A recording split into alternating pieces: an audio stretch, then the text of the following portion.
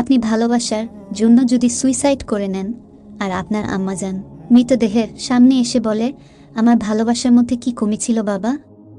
আমার 20টা বছর ভালোবাসা কি মিথ্যা ছিল? কিছু বছরে ভালোবাসার জন্য আমার ভালোবাসাকে মিথ্যা প্রমাণ করে দিলি বাবা।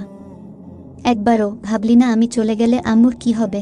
তুই চলে গেলি বাবা আমার কলটা খালি করে। যার জন্য তুই সুইসাইড করলি বাবা, সে তো অন্য কারোর কোলে হাসি খুশিতে দিন কাটাবে, কিন্তু আমি কি নিয়ে কাটাবো? আমি তো জানতাম শুধু এই দুনিয়া স্বার্থপর, কিন্তু তুইও স্বার্থপর হয়ে যাবি জানতাম না বাবা।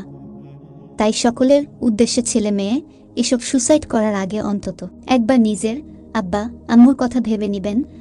আপনার আম্মু জন্ম দেওয়ার সময় এটা দেখেনি যে উনার ফিগার নষ্ট হয়ে যাবে, তাই আব্বা আম্মু থাকতে সেবা করুন, যত্ন নিন।